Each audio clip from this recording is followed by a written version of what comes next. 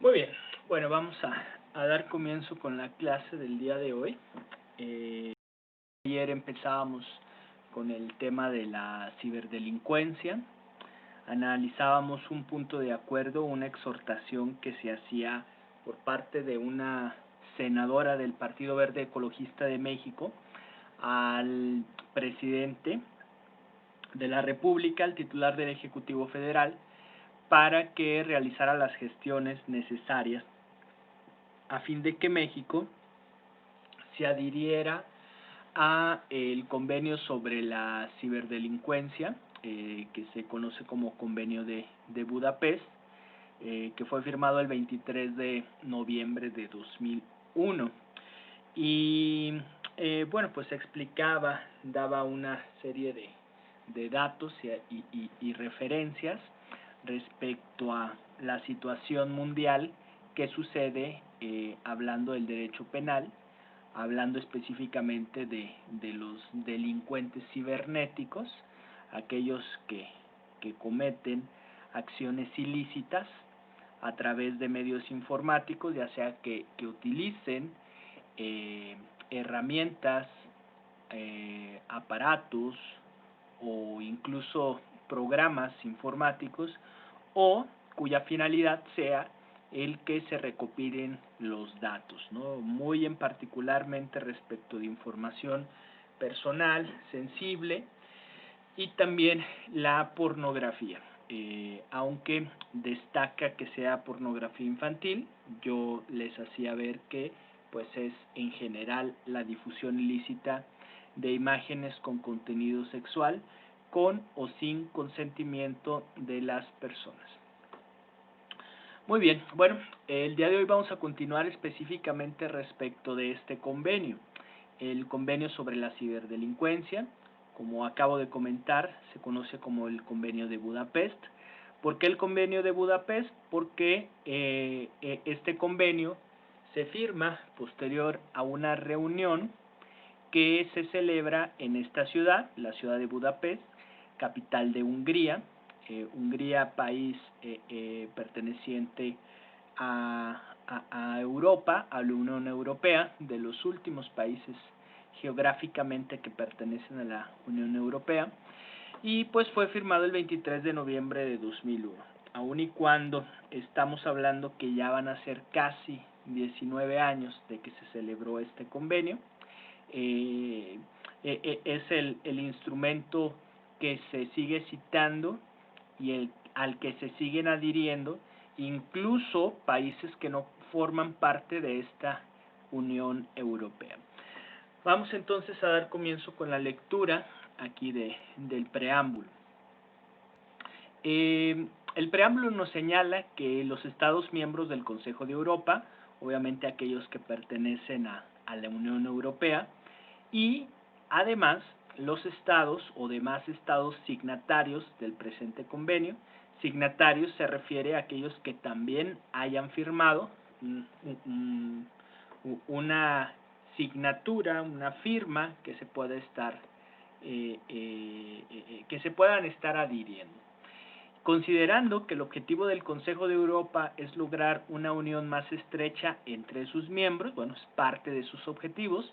La realidad es que el Consejo de Europa, dentro de sus objetivos primordiales, pues obviamente destacan la cuestión económica, destacan la cuestión política, destacan la cohesión social y destacan también el agrupamiento de estos países europeos frente a estados que se adhieren a la Unión Norteamericana, a Estados Unidos de Norteamérica, a China, a países asiáticos, a Asia del Sur, también a países del Medio Oriente y de igual manera países como la India, pues principalmente.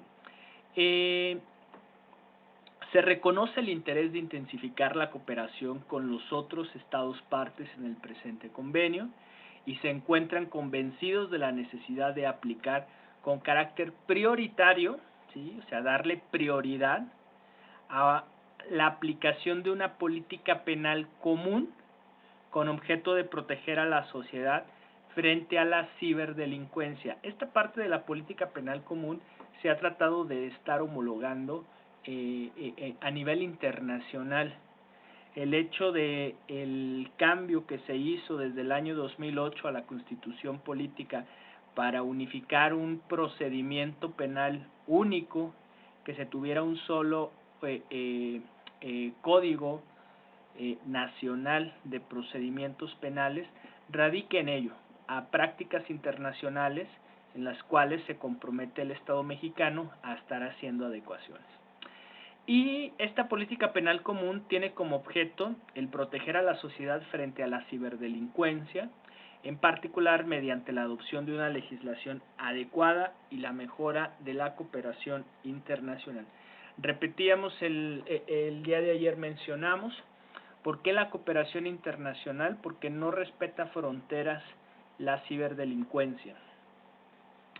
De cualquier parte del mundo en donde tenga acceso una persona con un dispositivo, con una computadora, con un medio electrónico, puede estar realizando alguna fechoría cibernética o electrónica.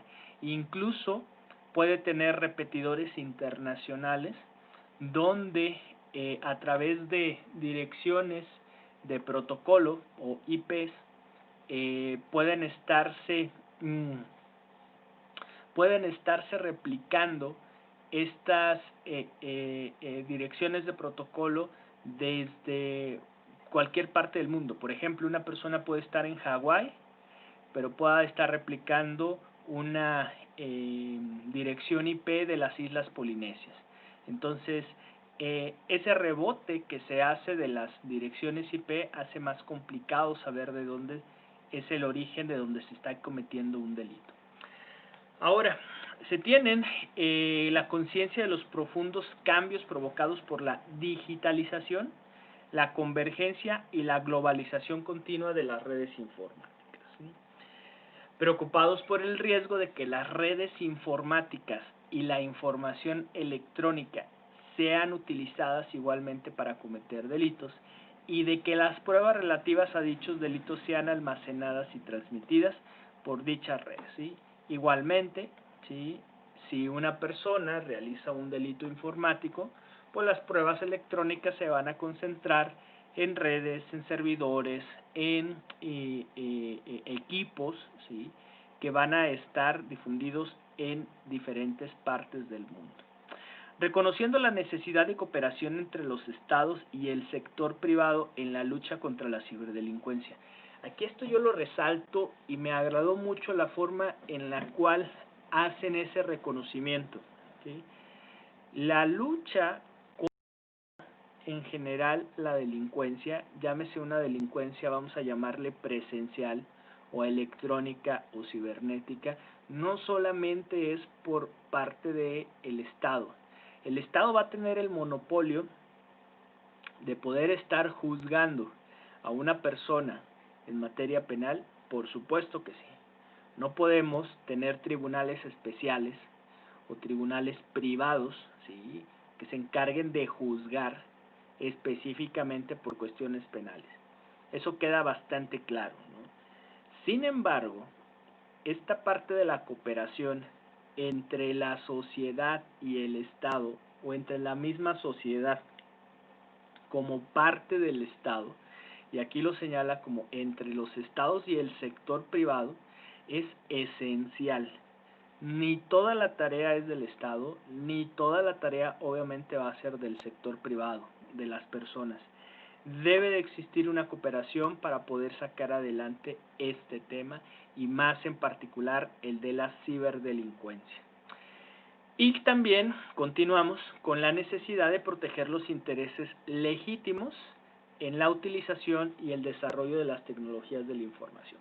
Por supuesto, siempre va a haber una invención, una inventiva, personas que se encarguen de crear, de descubrir o desarrollar tanto aparatos tecnológicos como también pues los beneficios que puede tener el que se pueda acercar información a las personas, obviamente, que cuenten con ciertos dispositivos para ello.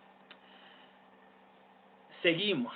estimando que la lucha efectiva contra la ciberdelincuencia requiere una cooperación internacional reforzada, rápida y eficaz en materia penal. Sobre todo esto, una cooperación rápida, ¿sí? Es esencial cuando se está en una investigación criminal, la rapidez y obviamente la cooperación internacional.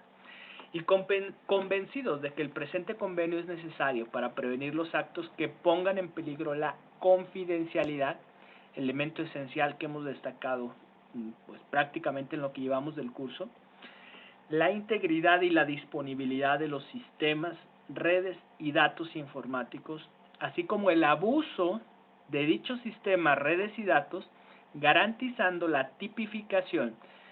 ¿Qué se refiere con que una conducta sea tipificada? Es decir, que esté inmersa en el Código Penal, ¿sí? Que se encuentre establecida en el Código Penal para que pueda estar siendo juzgada como un delito. Hay que recordar, lo vimos así muy someramente, ¿no? Cuando vimos la parte de los delitos informáticos. Los delitos deben estar plenamente reconocidos en un documento. En este caso se le titula código, un código penal, ya sea un código penal federal o un código penal del Estado. En ese convenio, garantizando la tipificación como delito de dichos actos, tal como se definen en el presente convenio, y la asunción que asuman de poderes suficientes para luchar eficazmente contra dichos delitos, facilitando su detención, investigación y sanción, tanto a nivel nacional como internacional, y estableciendo disposiciones materiales que permitan una cooperación internacional rápida y fiable. Volvemos nuevamente con la rapidez. Teniendo presente, aquí seguimos. Otro de los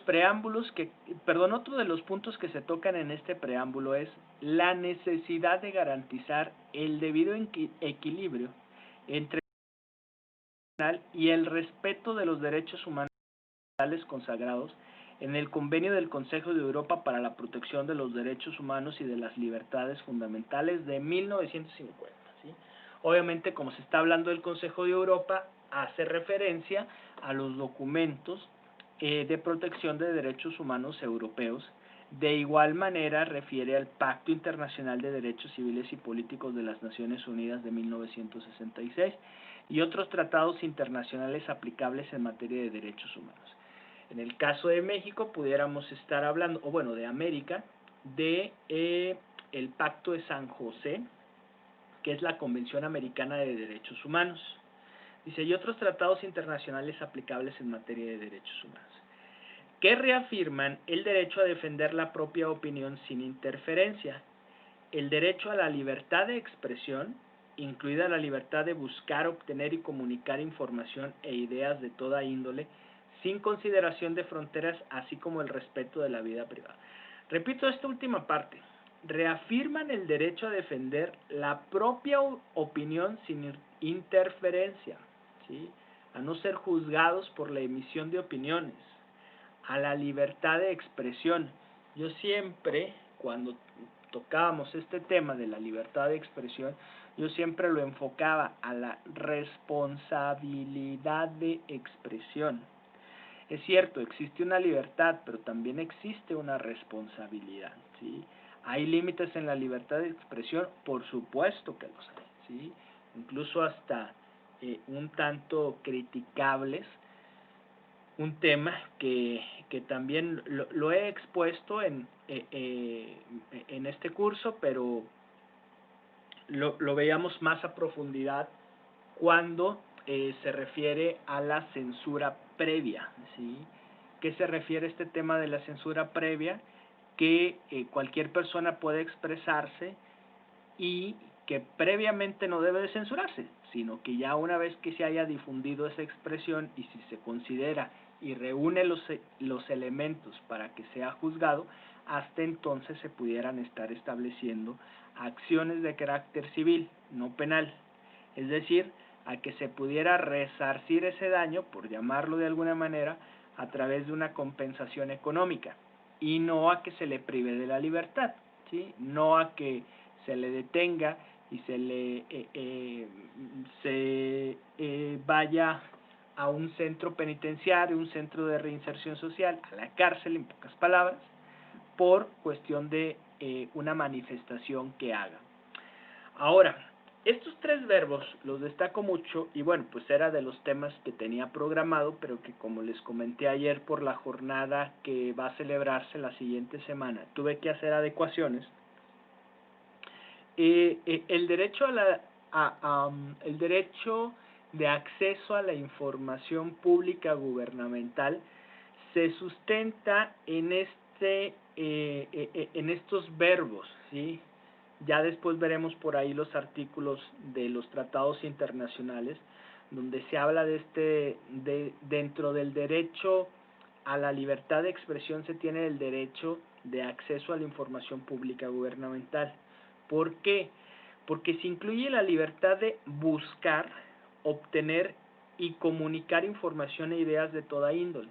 Y estos dos primeros verbos, buscar y obtener, es en donde se fundamenta esta parte del acceso a la información. Y bueno, pues la vida privada, que es parte de la confidencialidad, del derecho a la intimidad de cualquier persona. Vamos aquí a seguir en la siguiente hoja, que nos comenta también parte del preámbulo. Que conscientes igualmente del derecho a la protección de los datos personales, ya vimos el tema de datos personales, tal como se define, por ejemplo, en el convenio de 1981 del Consejo de Europa para la protección de las personas con respecto al tratamiento informatizado de datos personales, ¿sí? Este convenio de 1981 del Consejo de Europa deriva de un asunto muy en específico.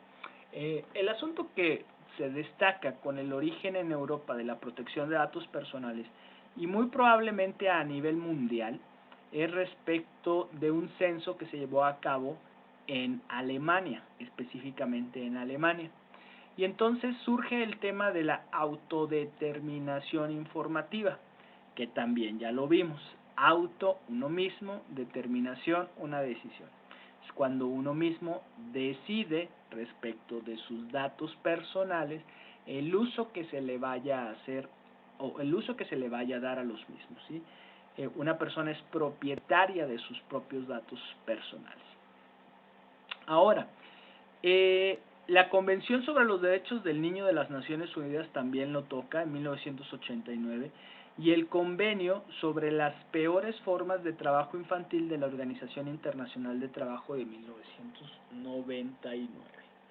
También se toman en cuenta convenios del Consejo de Europa sobre cooperación penal y otros tratados similares celebrados entre los Estados miembros del Consejo de Europa, y se subraya que el objeto de este convenio, del convenio de Budapest, es complementar o completar dichos convenios con el fin de incrementar la eficacia de las investigaciones y procedimientos penales respectivos a los delitos relacionados con sistemas y datos informáticos, así como permitir la obtención de pruebas electrónicas de los delitos.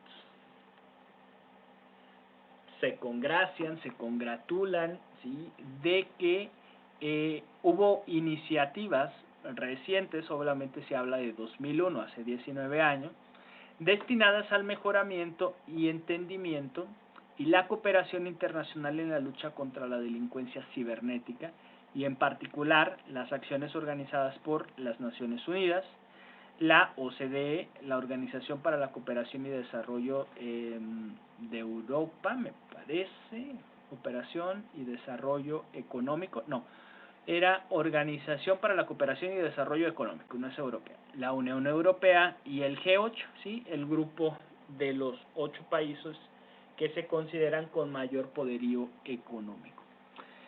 Recordando las recomendaciones del Comité de Ministros con la número 85, el punto 10, relativa a la aplicación práctica del Convenio Europeo de Asistencia Judicial en materia penal en relación con las comisiones rogatorias para la vigilancia de las telecomunicaciones. ¿Qué es una comisión rogatoria? Cuando ustedes vean su materia de Derecho Internacional Público, van a ver a qué se refiere con una carta rogatoria. Una carta rogatoria es cuando se pide diplomáticamente que un Estado auxilie o apoye a otro Estado. Estado entendiéndolo como nación, ¿sí? Entonces se envía una carta rogatoria de país a país para que se les pueda apoyar y ayudar, generalmente para la localización de las personas o para emplazar. ¿Qué se refiere a emplazar? Que también lo vimos en el tema de protección de datos personales, que se le haga de conocimiento que hay una demanda que se está interponiendo en contra de una determinada persona. ¿Para qué efecto? Pues para que acuda a defenderse, para que señale si es cierto o no lo que se le está imputando y que realice una defensa adecuada. También hay otra recomendación, la número R88, apartado 2, sobre medidas encaminadas a luchar contra la piratería. Insisto, es un término que no me agrada que se utilice, en materia de propiedad intelectual y derechos afines, pero bueno, pues sin embargo así es como sobre todo como lo traducen, ¿sí? Las traducciones que se hacen de otros idiomas, muy en particular pues respecto del inglés. Entonces, tenemos también otra recomendación, la 8715, relativa a la regulación de la utilización de los datos personales por la policía, y la R95, recomendación 95.4, sobre la protección de los datos personales en el ámbito del servicio de las telecomunicaciones, con especial referencia a los servicios telefónicos, ¿sí? Si estamos hablando de estos años, 2001, obviamente los servicios telefónicos que se están haciendo referencia, pues van más encaminados a las llamadas a teléfonos fijos, ¿no? En el año 2001, si bien es cierto, ya existían los teléfonos móviles, los celulares, era mayor la comunicación que se tenía en teléfonos fijos, los datos personales que se utilizaban sobre todo en los directorios telefónicos. ¿Por qué? Pues porque se tenían compañías en el caso de México, pues había una compañía única, que era Teléfonos de México, Telmex, que contenía la totalidad de los teléfonos fijos. También en la parte de pues la publicidad que se hacía en teléfonos, todavía el ofrecimiento que se hace de tarjetas de crédito, promociones, etcétera. Se tiene también la recomendación 89.9 sobre la delincuencia relacionada con la informática, que ofrece a los legisladores nacionales directrices para definir ciertos delitos informáticos, y la recomendación 95.13 relativa a los problemas de procedimiento penal vinculados a la tecnología de la información. Estos dos también era parte de lo que teníamos en el apartado de delitos informáticos. Se tiene presente también la resolución número 1 adoptada por los ministros de justicia europeos.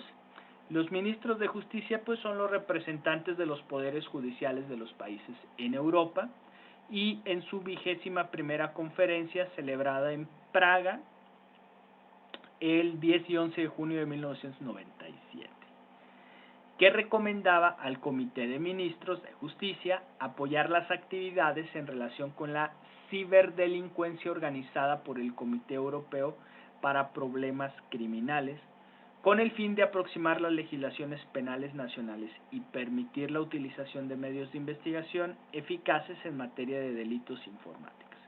Y hay otro, bueno, ya sigue viendo otro tipo de resoluciones.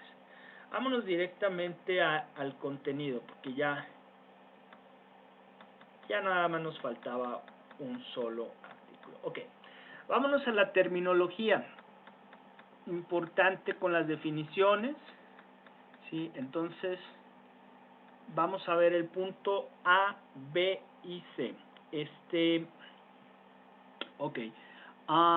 Cintia Montserrat Aguilar Saucedo, ¿estará por ahí, Cintia?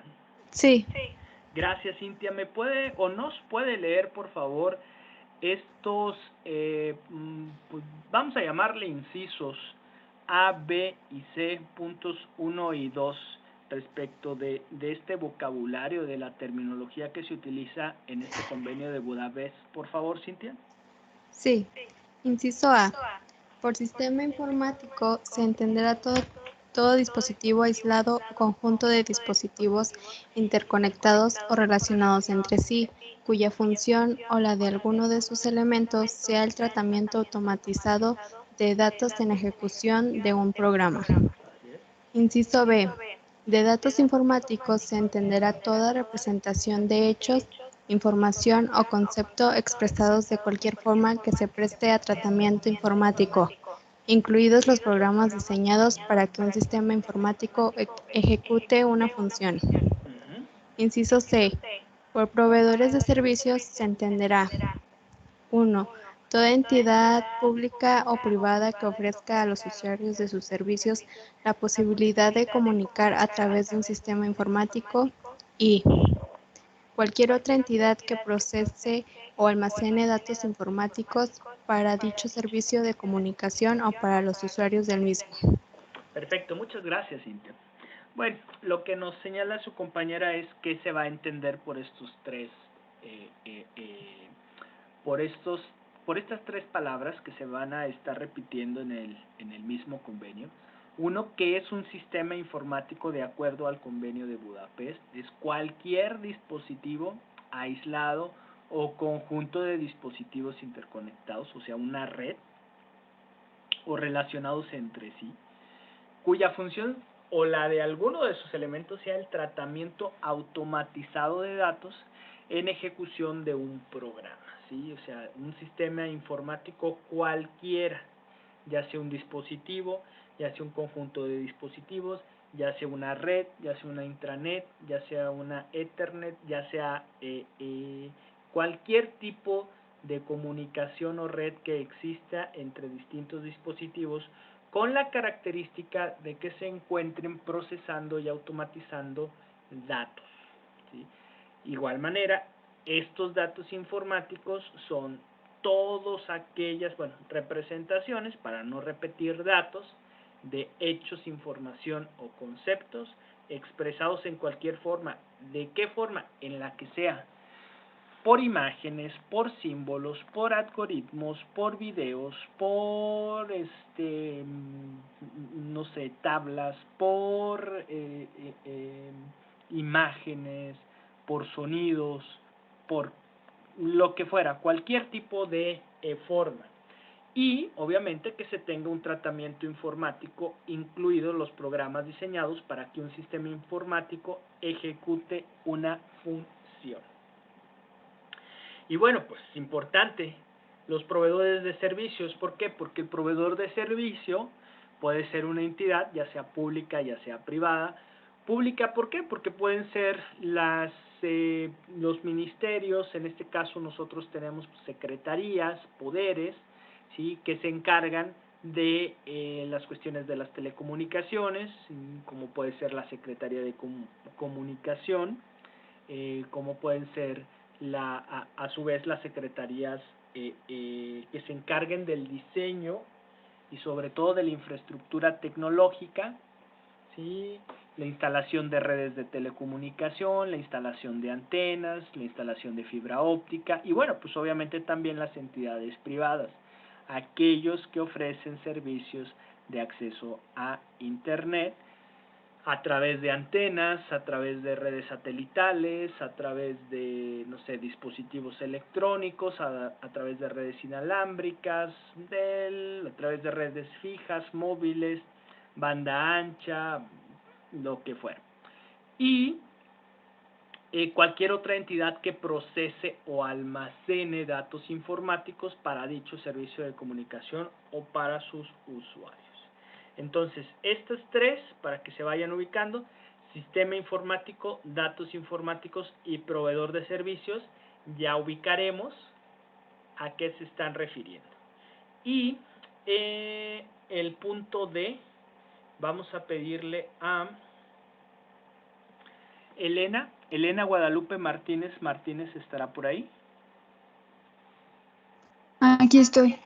Gracias, Elena. ¿Nos puede leer, por favor, bueno, vamos a llamarle inciso D, por favor? Sí. Esperen. Sí. D. Por datos relativos al tráfico, se entenderá todos los datos relativos a una comunicación realizada por medio de un sistema informático, generados por este último en tanto elemento de la cadena de comunicación y que indiquen el origen, el destino, la ruta, la fecha, el tamaño y la duración de la comunicación o el tipo de servicio subyacente. Perfecto, muchas gracias. Sí. Y bueno, pues ¿cuáles son los datos de tráfico o datos relativos al tráfico? ¿Sí? Cualquier tipo de datos que se tenga a través de una comunicación por medio o a través de un sistema informático, ¿sí? Ya sea que se genere por el mismo sistema informático o que forme parte de la cadena de comunicación. Obviamente, en cualquier comunicación necesitamos saber el origen, el destino, el emisor, el destinatario, la ruta y bueno, pues los datos relativos a la hora, fecha, lugar, tamaño de esos datos y la duración de la comunicación o el tipo de servicio subyacente. ¿Quiénes tienen estos datos? Pues los proveedores, públicos o privados. Muy bien, el siguiente capítulo, segundo, se titula de las medidas que deberán de adoptarse a nivel nacional. Insisto, estamos hablando de un convenio europeo, ¿sí? Del Consejo de Europa. La primera sección es del derecho penal sustantivo. ¿A qué se refiere con el derecho penal sustantivo? A aquel donde se contengan las figuras delictivas, donde se tengan descritos cuáles son esas figuras delictivas, cuáles son esos delitos que se van a perseguir, qué características deben de tener esos delitos. Y el derecho penal adjetivo, obviamente también ya lo verán cuando tengan su materia de derecho penal, se refiere muy en específico a las cuestiones procedimentales. El título 1 de los delitos contra la confidencialidad, la integridad y la disponibilidad de los datos y sistemas informáticos. Ya habíamos visto una parte, pero bueno, cuando vimos delitos informáticos. Vamos a leer el artículo 2 que se refiere a acceso ilícito. Vamos a pedirle por favor a David de Daniel Esmer Salas. ¿Está por ahí, David? Sí, aquí estoy. Gracias, David. David, ¿nos puede leer, por favor, el artículo 2, el acceso ilícito? Sí. Gracias. Cada parte adoptará las medidas legislativas y de otro tipo que resulten necesarias para crear como delito su derecho interno al acceso deliberado, legítimo a toda parte de un sistema informático. Las partes podrán exigir que el delito se cometa infringiendo medidas de seguridad con la intención de obtener datos u otra intención delictiva, o en una relación al sistema informático conectado a otro sistema informático. Perfecto. Muchas gracias. Ok. Lo que nos acaba de leer su compañero David, y insisto, pues es los elementos que sugiere este documento para que se pueda estar contemplando como un delito, como una figura ilegal, ¿sí? El acceso ilícito, ¿sí? Nosotros veíamos el acceso ilícito a sistemas informáticos, como se está señalando en el Código Penal Federal. Entonces, cada parte, ¿a qué se refiere aparte? A cada país que suscriba este convenio, adoptará, implementará o adecuará su legislación, en específico el Código Penal, si estuviéramos hablando en México, ¿sí?, adoptará o modificará su código penal o cualquier otro que resulte necesario para tipificar, ¿sí?, para incluir como delito en su derecho interno el acceso deliberado e ilegítimo, ¿sí? Por eso esta era una de las preguntas que recuerdo que me hacían, ¿sí? ¿En qué momento un acceso es ilegal? ¿Sí? Yo les comentaba que era cuando ya sea que no se tuvieran los permisos necesarios o teniendo los permisos se realizara fuera de los protocolos a través de los cuales se suscriben para poder acceder a un sistema, ¿sí? Entonces, que se tipifique o que se incluya como delito el acceso deliberado e ilegítimo a todo o en parte, a todo o a una parte de un sistema informático. Los estados o partes podrán, o sea, pueden exigir que el delito se cometa infringiendo medidas de seguridad, como lo tenemos también nosotros, con la intención de obtener datos informáticos u otra intención delictiva, o en relación con un sistema informático conectado a otro sistema informático, ¿sí? O sea, es decir, que sea un subsistema o que sea una célula dentro de todo un conglomerado de sistemas informáticos o de sistema informático. Muy bien. Vámonos con el artículo tercero, es la interceptación ilícita. Si quieren nada más esta parte, para que aquí lo podamos estar viendo. No, sí se ve. A ver. Vamos con Alexa Paola Ramírez. ¿Está por ahí, Alexa? Alexa Paola Ramírez. Ok, se me hace que no esté por ahí. Ana Elizabeth Vázquez Amaya. ¿Estará por ahí, Ana? Sí, aquí estoy. Ok, gracias, Ana. Artículo... Sí, adelante, por favor. Bueno. Artículo 3. Intercepción ilícita. Cada parte adoptará las medidas legislativas y de otro tipo que resulten necesarias para tipificar como delito en su derecho interno la interpretación deliberada e ilegítima por medios técnicos de datos informáticos en transmisiones no públicas dirigidas a un sistema informático, originadas en un sistema informático o efectuadas dentro de él. Sí, si quiere hasta ahí, Ana. Sí, muchas gracias, porque ahorita no sé si en la pantalla de abajo se pueda seguir bien. Mire, sí se puede. Si me hace favor, Ana, de terminar de leer el artículo tercero. Sí. Del mismo, incluidas las emisiones electromagnéticas provenientes de un sistema informático que transporte dichos datos informáticos. Las partes podrán exigir que el delito se cometa en intención delictiva o en relación con un sistema informático conectado a otro sistema informático.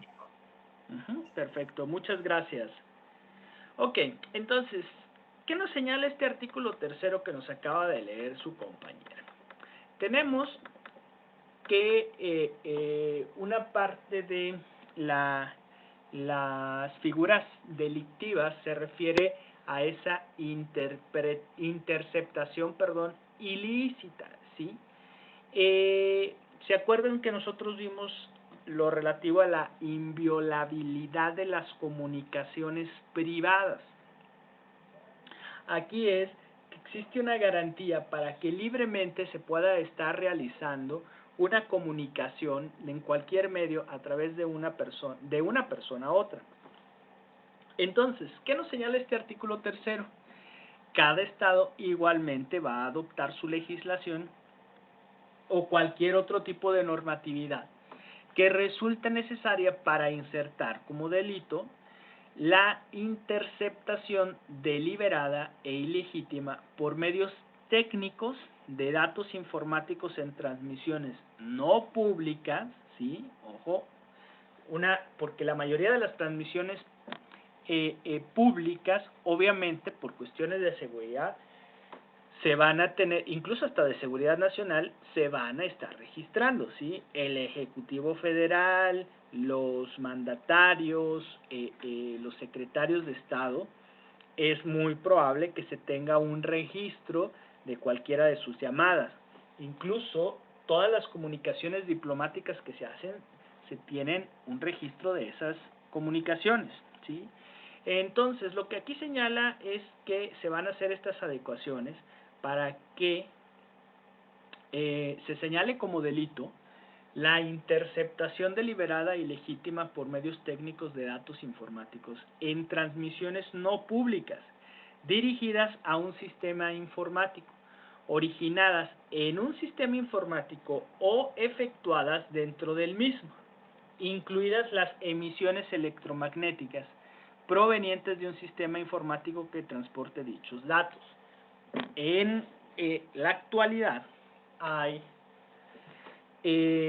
incluso aparatos que recuerdo se estuvieron prohibiendo en la Ciudad de México y en otros estados, porque se empezaron a vender escáneres, o pues sí, vamos a llamarle escáneres, donde se interceptaban comunicaciones, sobre todo aquellos de banda civil que utilizan los equipos las patrullas, los elementos de seguridad para comunicarse entre ellos. Entonces se tenían por aquí cierto tipo de aparatos que lo que hacían era que interceptaban esas comunicaciones, ¿sí? Y se amparaban en esto, que eran comunicaciones públicas. Sin embargo, el hecho de que sean públicas porque son elementos de seguridad pública no quiere decir que se puedan estar realizando esa intervención, ¿sí? Obviamente pues es información de reacción, información de cuestiones preventivas, criminales, o incluso también hasta de inteligencia criminal. También existen otro tipo de escáneres, de sensores que se venden en la internet para poder estar ya sea alterando, o no tanto alterando, sino como confundiendo, vamos a llamarle, confundiendo los radares de velocidad, ¿sí? Y que no se detecte la velocidad que está pasando de un vehículo, ¿no? De igual manera, pues hay escáneres a través de los cuales incluso pues se han comprado y pagado cantidades muy grandes por parte del Estado mexicano e incluso también aquí en el Estado, en San Luis Potosí, para poder intervenir comunicaciones entre celulares. Y bueno, pues hay mucha tecnología en la cual precisamente habla de esa interferencia de comunicaciones, ¿no?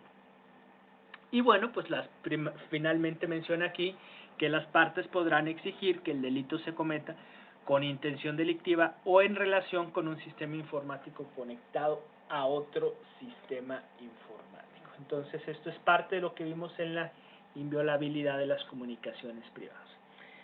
El artículo 4, los ataques a la integridad de los datos. Si me hace favor de leerlo. A ver, vamos a pedirle a Jessica Vanessa Cano. Jessica Vanessa Cano, ¿está por ahí, Jessica? Sí, profe. Gracias, Jessica. Jessica, ¿nos puede leer, por favor, el artículo 4? Sí. Adelante, Jessica. Artículo 4. Ataques a la integridad de los datos. Número 1. Cada parte adoptará las medidas legislativas y de otro tipo que resulten necesarias para tipificar como delito en su derecho interno todo acto deliberado e ilegítimo que dañe, borre, deteriore, altere o suprima datos informáticos. Punto 2. Las partes podrán reservarse el derecho a exigir que los actos definidos en el párrafo 1 comporten daños graves. Perfecto. Muchas gracias, Jessica. Bueno, ¿Qué se refiere con el ataque a la integridad de los datos?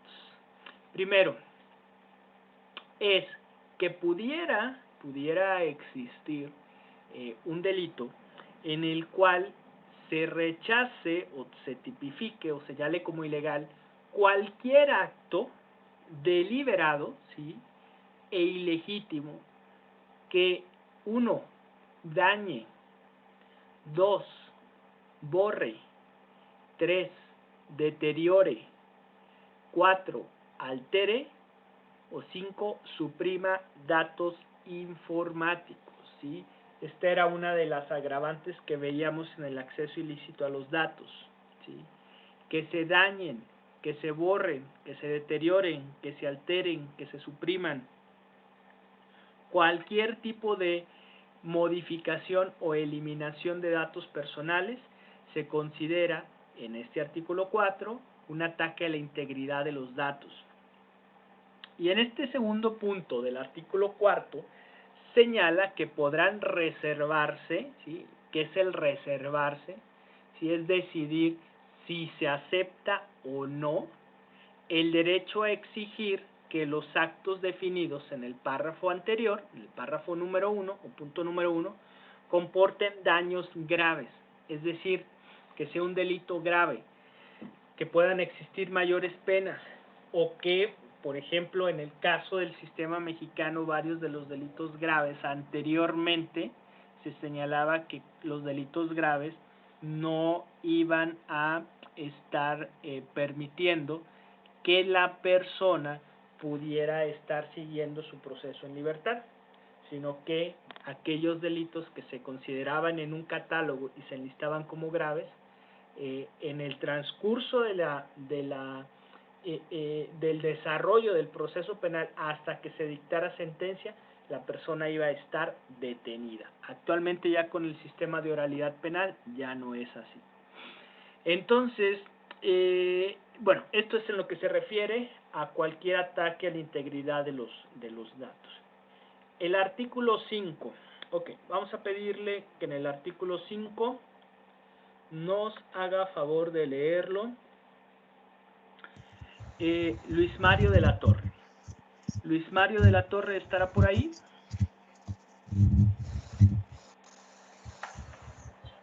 Sí, Luis Mario.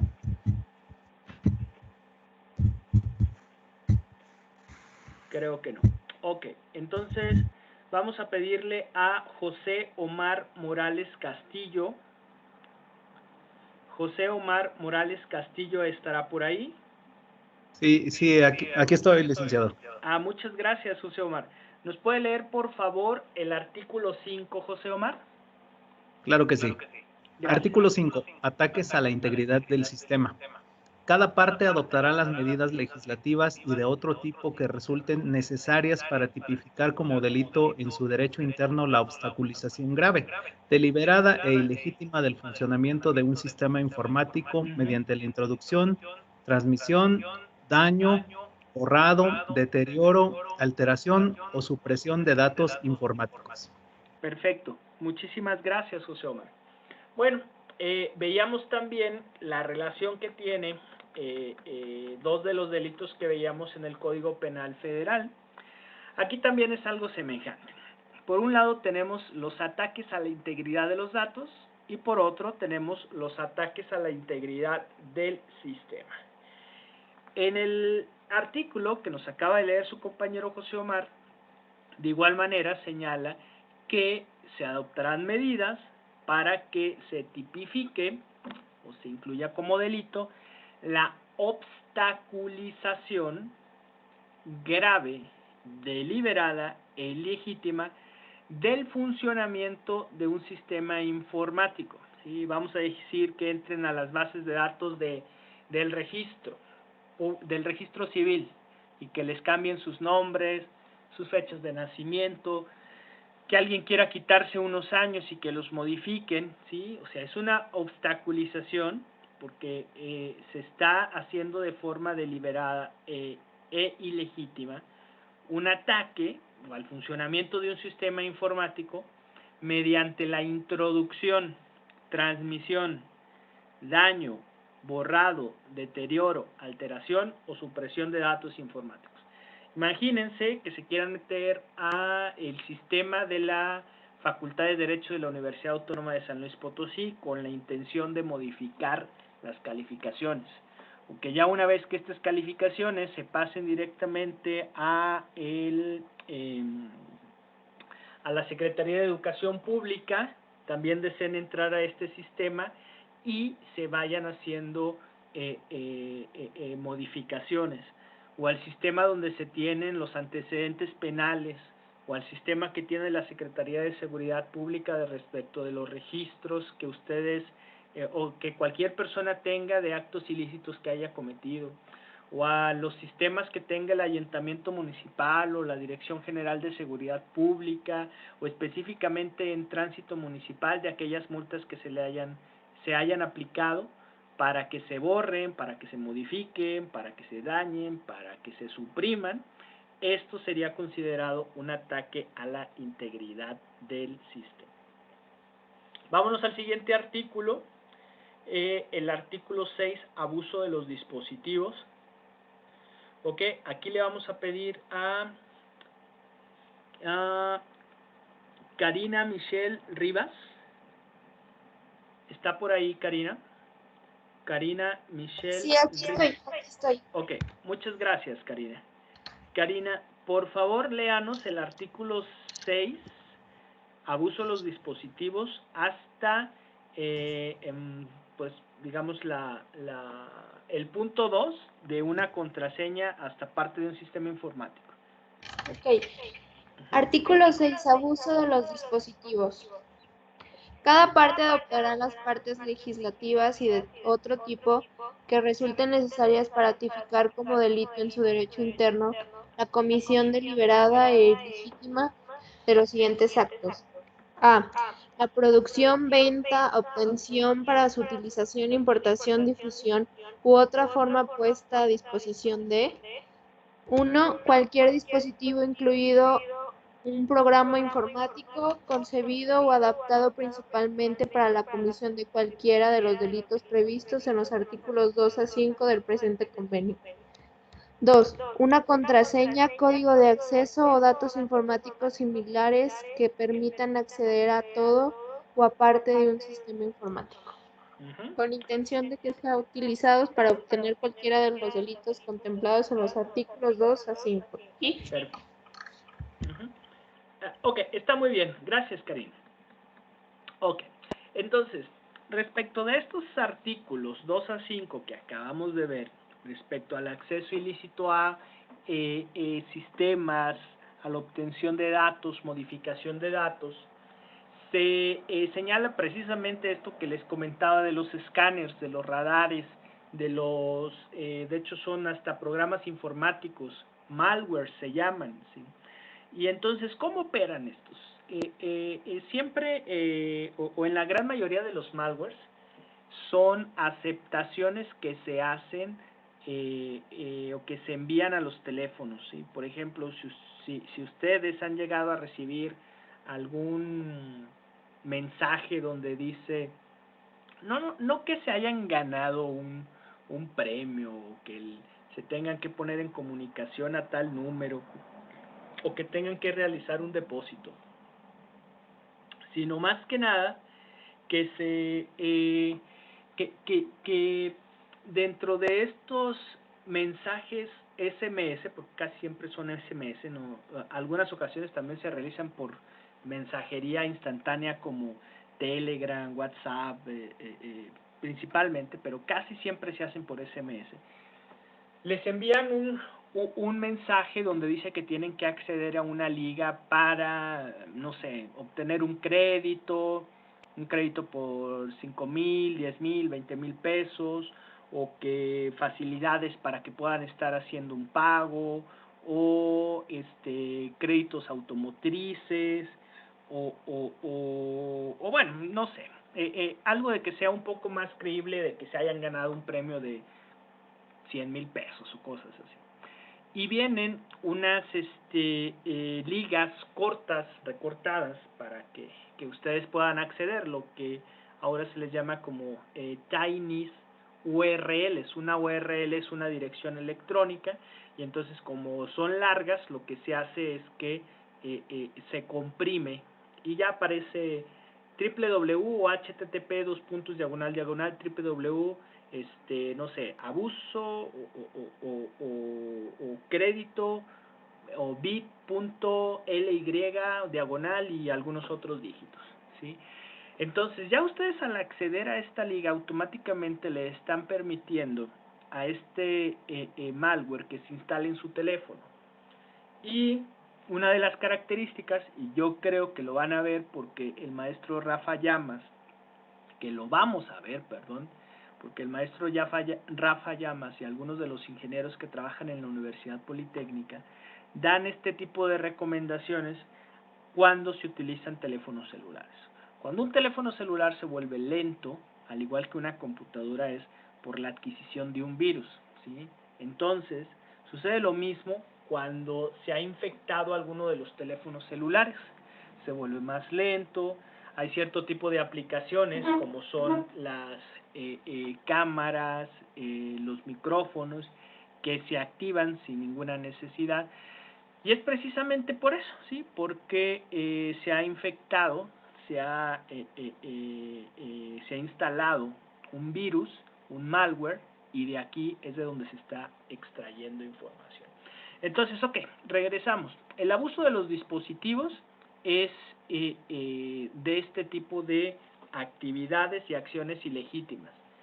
La producción, que se produzca, que se construya, que se venda, que se obtenga, que se importe, que se difunda, o cualquier puesta a disposición de este tipo de dispositivos, insisto, los escáneres, incluso hay escáneres para abrir vehículos, ya ahora que las llaves ya son digitales, ya no son tanto físicas, o a veces se utilizan ambas, tanto físicas como digitales, pues hay dispositivos para poder estar abriendo vehículos, ¿sí?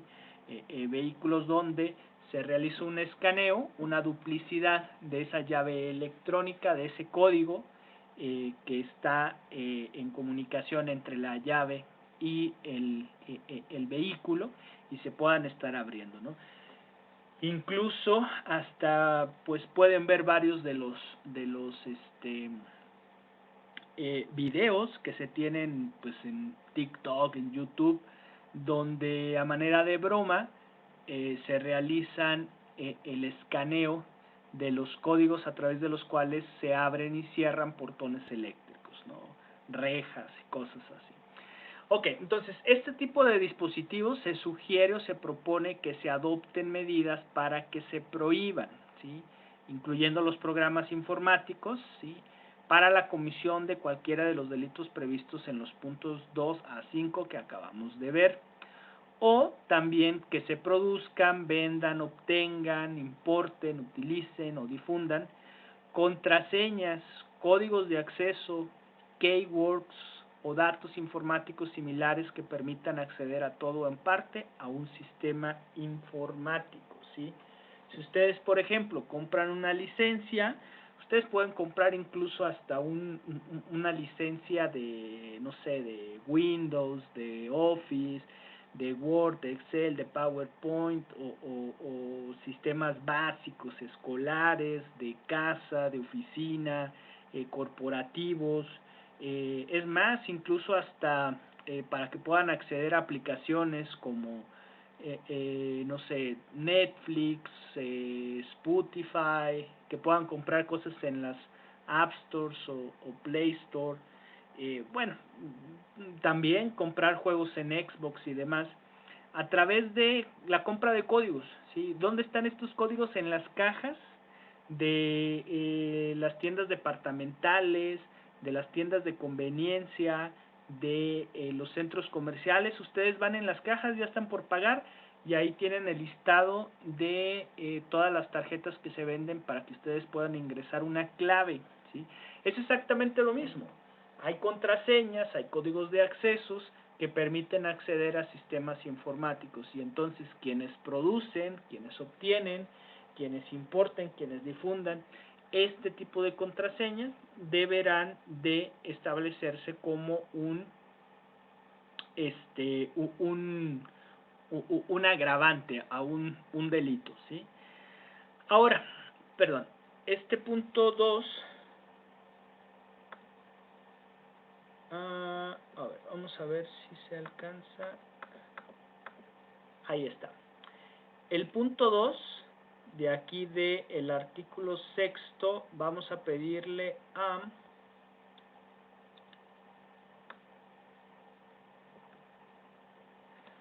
Yajaira Jocelyn Ábalos. Yajaira Jocelyn Ábalos, ¿estará por ahí? Sí. Gracias, Yajaira. ¿Nos puede leer, por favor, ese punto? Sí, se escucha perfecto. Gracias, Yajaira. ¿Nos puede, por favor, leer el punto 2?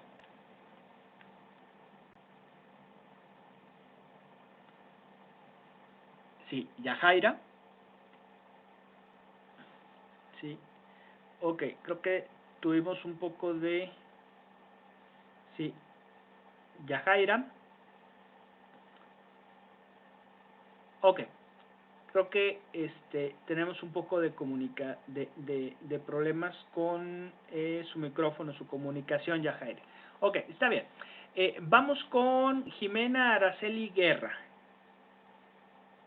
Jimena, ¿estará por ahí? Aquí estoy, profe. Muchísimas gracias. Jimena, ¿nos puede leer, por favor, este punto 2 del artículo 6º? Es el que está en su pantalla. No se interpretará que el presente artículo impone responsabilidad penal cuando la producción, venta, obtención para la utilización, importación, difusión o cualquier otra forma de puesta a disposición mencionada en el párrafo 1 del presente artículo no tenga por objeto la comisión de uno de los delitos previstos de conformidad con los artículos 2 a 5 del presente convenio, como en el caso de las pruebas autorizadas o de la protección de un sistema informático. Ok, muchas gracias. Discúlpenme, se me fue la hora. Ya son las 7:02. Vamos ya a dar por finalizado la clase y nos vemos por aquí el día de mañana. Que tengan buena tarde. Gracias. A ustedes. Gracias. Gracias.